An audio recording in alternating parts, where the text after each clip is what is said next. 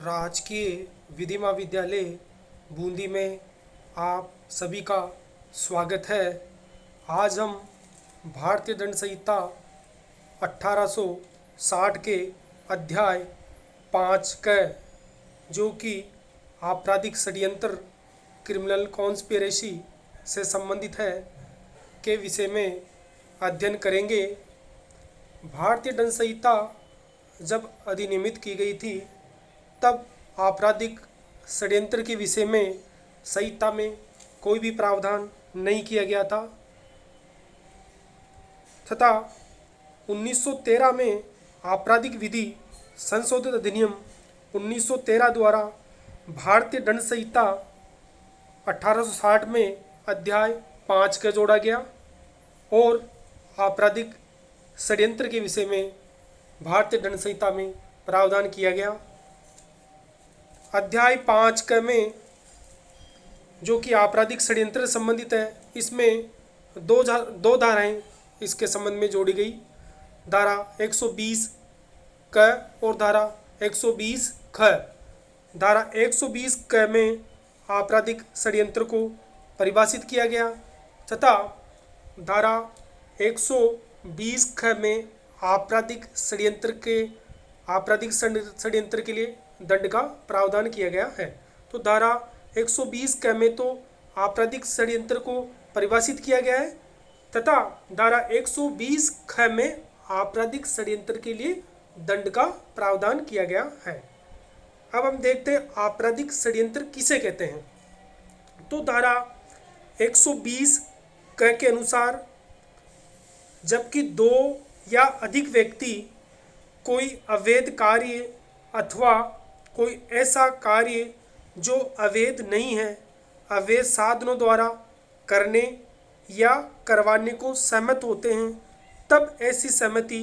आपराधिक षड्यंत्र कहलाती है। परंतु किसी अपराध को करने की सहमति के सिवाय कोई सहमति आपराधिक षड्यंत्र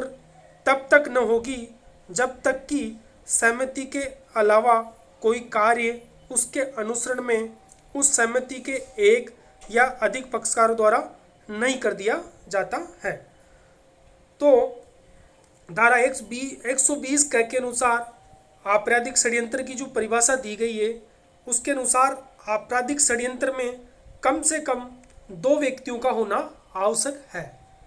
तो आपराधिक षड्यंत्र के लिए कम से कम दो व्यक्तियों का होना आवश्यक है। एक अकेला व्यक्ति आपराधिक षड्यंत्र का अपराध नहीं कर सकता। अतः आपराधिक षड्यंत्र के लिए कम से कम दो व्यक्तियों को होना आवश्यक है। और जबकि दो या अधिक व्यक्ति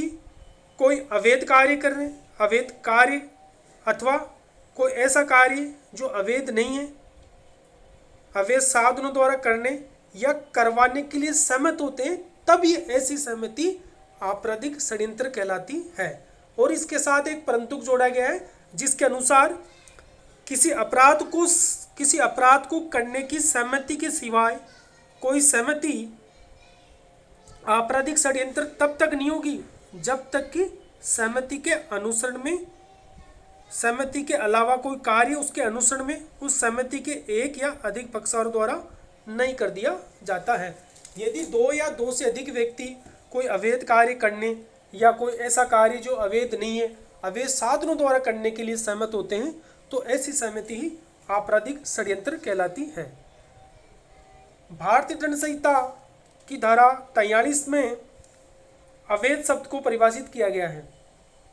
भाई इस धारा में अवैध शब्द का उपयोग हुआ है तो अवैध शब्द का अर्थ भी जानना आवश्यक है। तो धारा 43 के अनुसार अवैध शब्द उस बात को लागू है जो अपराध हो या जो विधि द्वारा प्रतिसिद्ध हो या जो सिविल कार्रवाई के लिए आधार उत्पन्न करता है।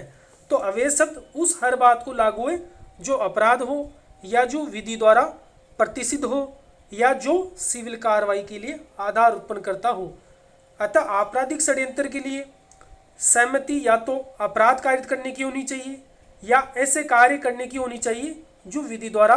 प्रतिसिद्ध हो या ऐसा कार्य करने की होनी चाहिए जो सिविल कार्रवाई के लिए आधार उत्पन्न करती हो। तो आपराधिक षड्यंत्र के अपराध के लिए महत्वपूर्ण जो बात है वो ये है कि जो आपराधिक षड्यंत्र के लिए जो सहमति दी जाती है वह सहमति 3 प्रकार की हो सकती है। प्रथम प्रकार की तो किसी अपराध को करने की सहमति, दूसरा सहमति ऐसी हो सकती है जो विधि द्वारा प्रसिद्ध कोई कार्य हो वो, तीसरा ऐसी सहमति जो सिविल कार्रवाई के लिए आधार उत्पन्न करती हो। उदाहरण के लिए सहमति हत्या करने की, सहमति हत्या जो एक अपराध करने की हो सकती है। तो प्रथम जो 3 प्रकार की इसमें आपराधिक षड्यंत्र में 3 प्रकार की सहमति का होना आवश्यक है। प्रथम अपराध करने की सहमति, तो उदाहरण के लिए यदि किसी व्यक्ति की हत्या करने की सहमति दी जाती है जो कि एक अपराध है। दूसरा किसी ऐसे व्यक्ति को जो भोजन या आश्रय उपलब्ध कराने जिसके लिए ऐसा करने का विधिक कर्तव्यों के कर्तव्य भंग कारित करने की हो सकती है जो विधि द्वारा प्रतिसिद्ध है, या 2 व्यक्तियों के बीच संविदा भंग कारित करने की हो सकती है जो सिविल कार्रवाई के लिए आधार उत्पन्न करती है। यदि सहमति कोई अवैध कार्य करने या करवाने की न होकर ऐसा कार्य करने या करवाने की हो जो अवैध नहीं है, तो ऐसे अवैध साधनों द्वारा करने या करवाने का होना चाहिए। अतः उदाहरण के लिए सहमति हत्या जो एक अपराध करने की हो सकती है, या किसी ऐसे व्यक्ति को जो भोजन या आश्रय उपलब्ध करवाने जिसके लिए ऐसा करने का उसका विधिक करते हो के भंग करने की हो सकती है। तीसरी सहमति है जो 2 या अधिक व्यक्तियों के बीच संविदा भंग कारित करने की हो सकती है जो सिविल कार्रवाई के लिए आधार उत्पन्न करती है। अतः आपराधिक षड्यंत्र में जो सहमति होती है वह 3 प्रकार की सहमति बताई गई है। एक तो अपराध करने की सहमति, और एक ऐसे कार्य करने की सहमति जो विधि द्वारा प्रतिसिद्ध हो, तीसरा जो सिविल कार्रवाई के लिए आधार उत्पन्न करता हो। ये तो 3 प्रकार की सहमति दी गई, और इसके धारा 120 के साथ एक परंतुक भी दिया गया है जिसके अनुसार किसी अपराध को करने की सहमति के सिवाय कोई सहमति तब तक आपराधिक षड्यंत्र नहीं होगी जब तक कि सहमति के अलावा कोई कार्य उसके अनुसरण में उस सहमति के एक या अधिक पक्षकारों द्वारा नहीं कर दिया जाता है। तो इसका अर्थ यह है कि उपयुक्त 3 प्रकार की सहमतियों में से पहले प्रकार की सहमति को अन्य 2 सहमतियों से अलग रखा गया है। तो 3 प्रकार की सहमतियों में से प्रथम प्रकार की सहमति को अन्य सहमतियों से अलग रखा गया है, अर्थात अपराध करने की सहमति को विधि द्वारा प्रतिसिद्ध कार्य करने की सहमति या सिविल कार्रवाई के लिए आधार उत्पन्न करने की सहमति से अलग माना गया है। तो 3 प्रकार की सहमतियों में से प्रथम प्रकार की सहमति को अन्य 2 सहमतियों से भिन्न रखा गया है, क्योंकि अपराध करने की सहमति को विधि द्वारा प्रतिसिद्ध कार्य करने की सहमति या सिविल कार्रवाई के लिए आधार उत्पन्न करने वाले की सहमति से भिन्न रखा गया है। अपराध करने की सहमति के मामले में केवल सहमति मात्र ही षड्यंत्रकारियों को दोषी करती है। तो अपराध करने की सहमति के मामले में केवल सहमति मात्र ही षड्यंत्रकारियों को दायी करती है, और सहमति के अनुसरण में कोई कार्य किए जाने की आवश्यकता नहीं है। यदि 2 या 2 से अधिक व्यक्ति कोई अपराध कार्य करने की सहमति आपस में करते हैं, तो ऐसे व्यक्ति आपराधिक षड्यंत्र के लिए दायी होंगे, यद्यपि उन व्यक्तियों द्वारा सहमति के अनुसरण में कोई कार्य किया गया हो या न किया गया हो। अतः कोई अपराध करने की अगर कोई सहमति करता है तो उस सहमति के अनुसरण में कोई कार्य किए जाने की आवश्यकता नहीं है। सहमति मात्र से ही वे व्यक्ति षड्यंत्र के लिए दायी होंगे। दूसरी ओर विधि द्वारा प्रतिष्ठित कार्य करने की सहमति या सिविल कार्रवाई के लिए आधार उत्पन्न करने वाले कार्य की सहमति के मामलों में सहमति के अलावा कोई कार्य उनके अनुसरण में उस सहमति के एक या अधिक पक्षवार द्वारा करना आवश्यक है। जैसा कि धारा 120 क में आपराधिक षड्यंत्र के लिए जो कोई अवैध कार्य करने या कोई ऐसा कार्य करने जो अवैध नहीं है या अवैध साधनों को द्वारा करने या करवाने की जो सहमति दी जाती है, तो इस सहमति 3 प्रकार की दी गई है। एक तो अपराध करने की सहमति, दूसरा विधि द्वारा प्रतिष्ठित कार्य करने की सहमति, तीसरा ऐसी सहमति सिविल कार्रवाई के लिए आधार उत्पन्न करती है।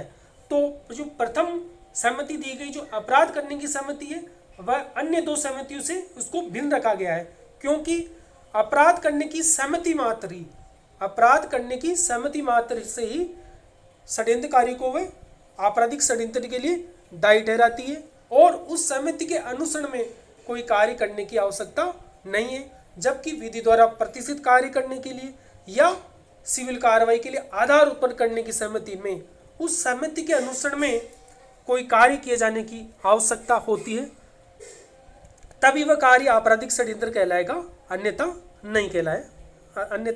वह कार्य आपराधिक षड्यंत्र नहीं कहलाएगा। अब आपराधिक षड्यंत्र के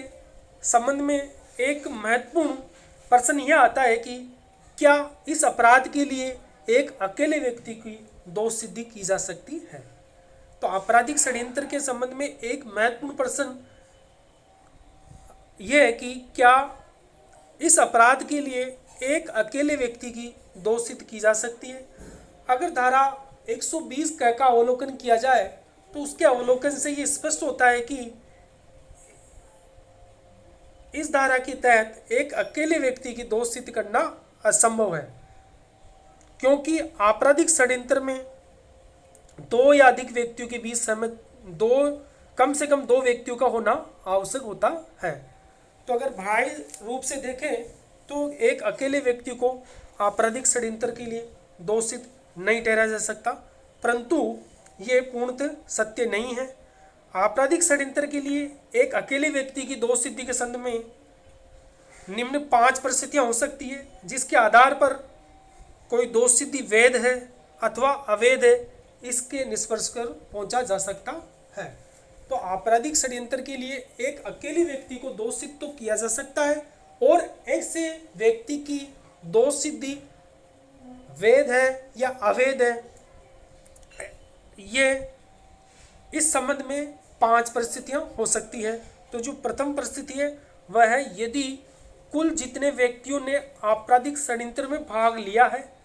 उनकी संख्या के बारे में कोई संदेह न हो और जिस व्यक्ति को दोषी ठहराया जा रहा हो उसके द्वारा षड्यंत्र में भाग लेने के बारे में कोई संदेह न हो, तो एक अकेले व्यक्ति को दोष सिद्ध ठहराया जा सकता है और ऐसी दोष सिद्धि वैध है। दूसरी जो परिस्थिति हो सकती है वह है यदि कुल जितने व्यक्तियों ने आपराधिक षड्यंत्र में भाग लिया हो उनकी संख्या के बारे में संदेह हो,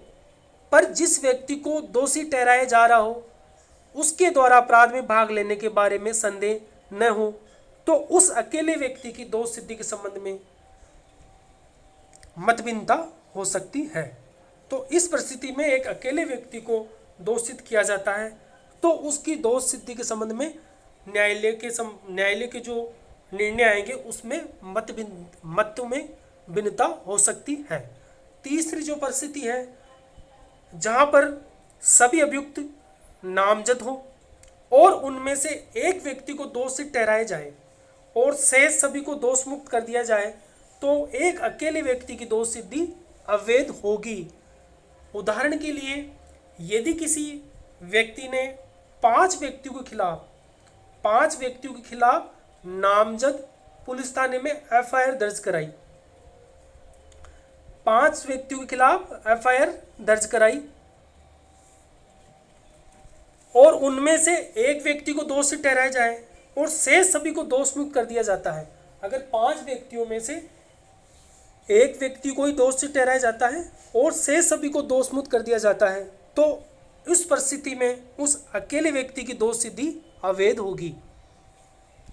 चौथी जो परिस्थिति हो सकती है वह यह है कि जहां पर एक अभियुक्त के अतिरिक्त